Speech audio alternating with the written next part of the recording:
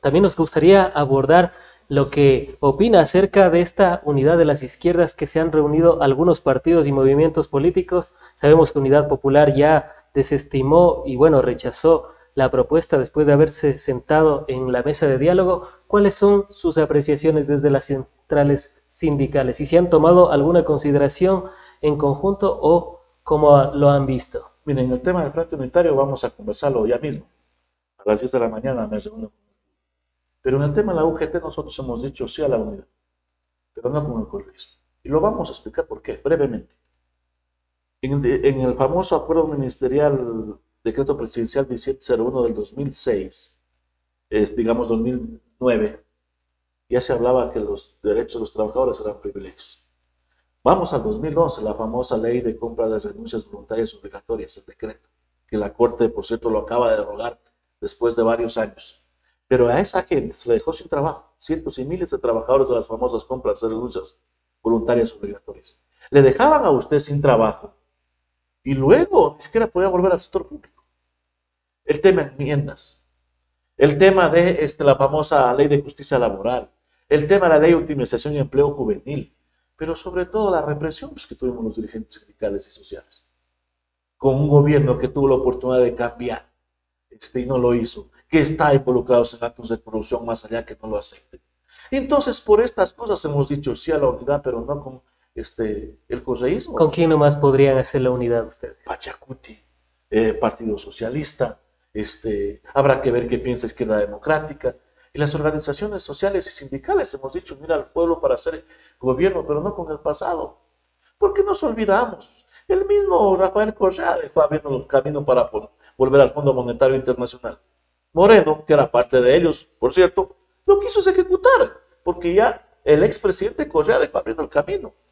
Lazo siguió la misma línea. Pero ustedes no apoyaron a Moreno no, cuando señor. le hicieron la traición a No, la Revolución Ciudadana. No, señor.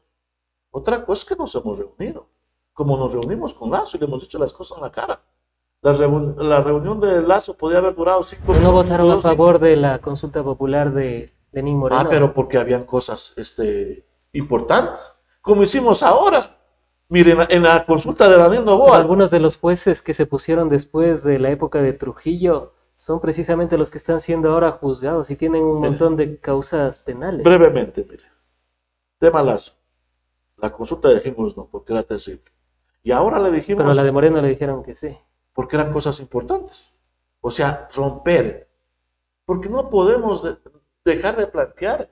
Se demostró a la saciedad que estaba estructurada en este país una cadena de corrupción y todavía no se logra romper. Y no es de ahora, es desde atrás. Lamentablemente la institucionalidad del Estado está corrompida, está podrida. Y eso hay que limpiarlo. Caso contrario, no vamos a cambiar este país. En el tema laboral, si se pudiera llegar a considerar en el FUT que van a tener la reunión, podrían analizar los datos. A mí siempre me gusta tener los datos históricos. Por ejemplo, en el 2006 había 26% de afiliados al IES. En el año 2016 se llegó a 42% de afiliados al IES de la población económicamente activa, casi el doble de cuando asumió la presidencia de Rafael Correa. Y ahora estamos bordeando el 30% de afiliados al IES de la población económicamente activa, casi 12 puntos, bordeando porque está 31% más o menos. No ¿estaba todo mal en esa época? No, hablemos una práctica. Yo he trabajado alrededor de más o menos 10 años en el sector privado. Con mis primeros 6 años no tenía seguridad social. No había. Yo empecé a trabajar a los 12 años. No había. Luego ya vine a trabajar en el sector privado acá en Quito, alrededor de 5 o 6 años también, pero ahí ya me afiliaron. ¿A qué quiero llegar? Porque fue una suerte como de presionar a los empleadores. Ahora ya prácticamente no hay esa presión como la hubo antes. ¿Recordará usted en el 2011 la consulta de Correa? ¿Cómo nos oponíamos a que no se sancione al empleador que no afiliaba desde el primer día a un trabajador? Pero nos oponemos a lo otro. Pero dijimos sí a eso, porque es parte de nosotros. Claro, entonces eso un poco permitió. Sin embargo, no hay control ahora. Por eso es lo que le hemos dicho Justamente en ese a la sentido, ministra. ¿no sería bueno que vuelva un estado que controle y regule todos estos temas? Porque uno se va por los locales comerciales y créame, yo me he pasado y de 10 a duras penas 2 tienen afiliados al IES y los demás, pero usted ve en la época del correísmo que de esos 10, 8 estaban afiliados y 2 era ese margen de error. ¿No El- sería bueno volver a tener eso? pero no como los que cometieron también errores, porque un gobierno del pueblo puede hacerlo eso y mejor. Entonces, por eso nosotros hemos dicho unir al pueblo para hacer gobierno con las organizaciones sindicales, sociales, con otros sectores, pero ya no al pasado, tuvieron en sus manos.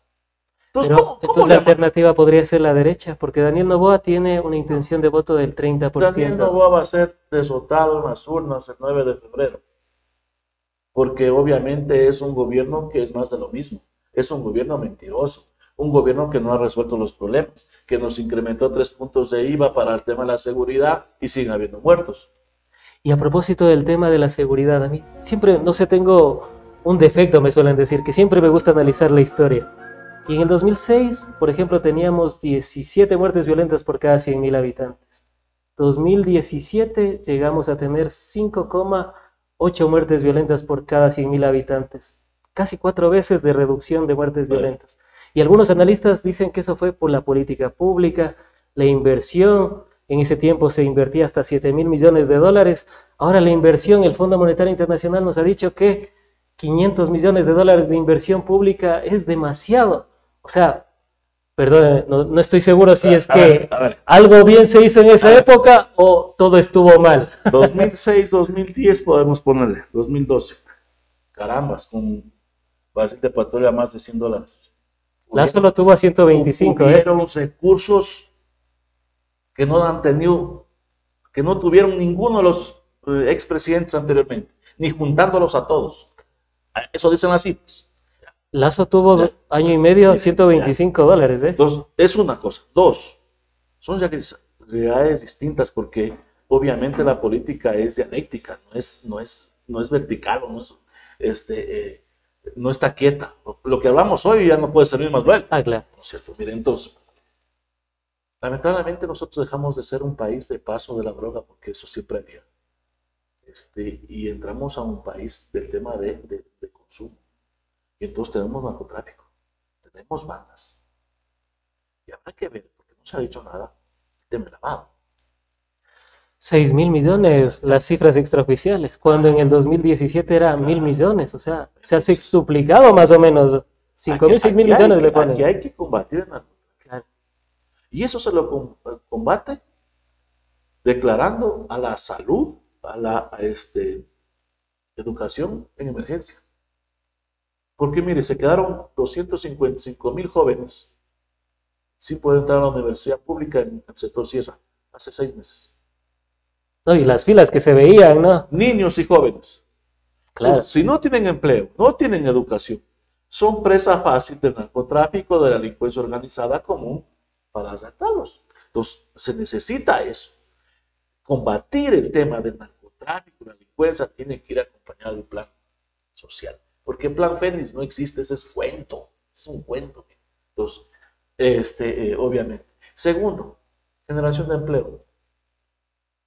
Existe obviamente hoy un incremento del subdesempleo del 70%. En este gobierno han subido 8 puntos de subdesempleo. Obviamente tenemos una precarización, tenemos una agudización de, si cabe el término, una explotación asalariada, porque obviamente usted trabaja una semana, ya cobra algo, entonces ya tuvo trabajo. No se ha resuelto el problema, no se ha resuelto, entonces obviamente son condiciones distintas que no se han resuelto y por eso nosotros Pero decimos, podrían ser condiciones tan distintas. Y le manifiesto por lo siguiente, usted bien ha manifestado 4 años que hubo el barril de petróleo a $100. Pero en la época de Guillermo Lasso fue la época más alta del precio del barril, cerca de un año y medio que fluctuaba entre 100 y 125 hasta $130 por la guerra y por algunas condiciones geopolíticas internacionales.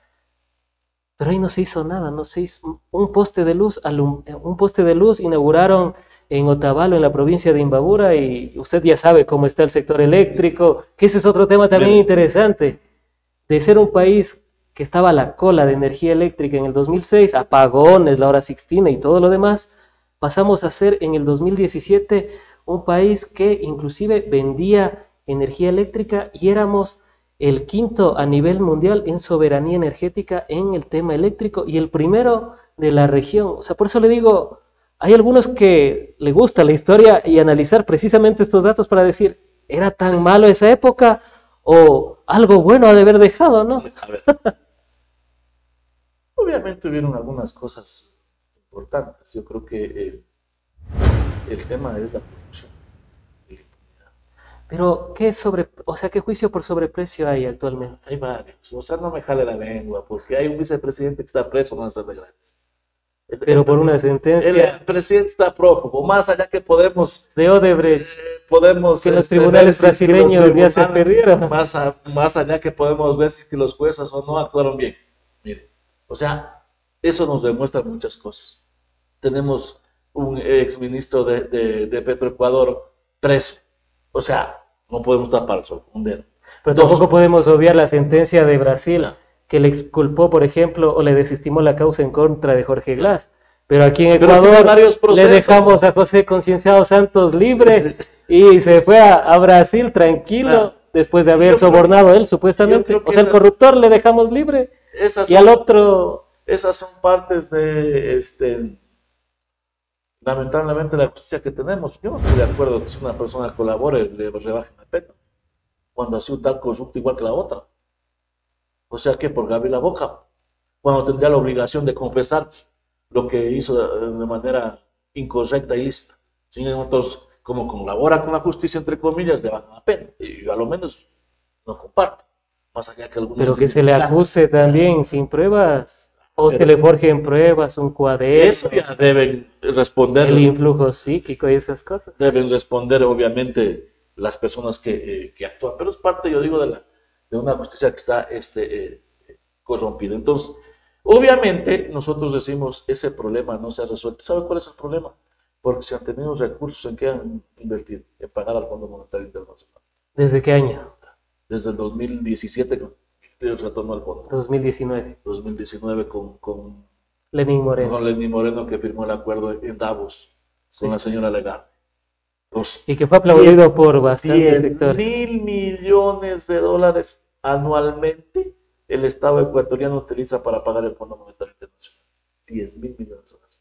Con eso estaríamos resolviendo salud y educación, que son las principales necesidades, y generar empleo en este país. Por eso lo que nosotros planteamos es, obviamente, una moratoria a esa deuda. Y el Estado ecuatoriano tendría recursos para reactivar la economía. Dos, cobremos a los evasores de impuestos. De los 4.500 millones que hay de deuda, 2.500 millones es deuda FIP. Y no se cobra, entre ellos 98 millones, grupo, que también es condonó multas, intereses y recargos.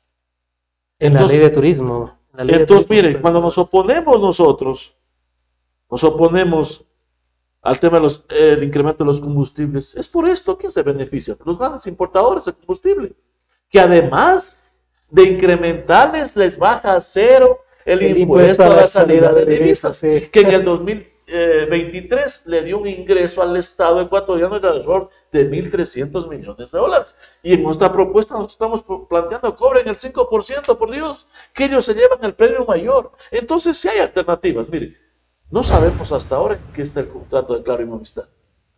Ese es otro tema Otro también. tema. Cerca de 500 millones de dólares fue la negociación en el 2010. Bueno, la memoria me puede fallar un poco con los años, pero en 2010, 2014 fue 500 millones. ¿Y cómo se puede explicar que ahora se quiera negociar por 540 millones de dólares?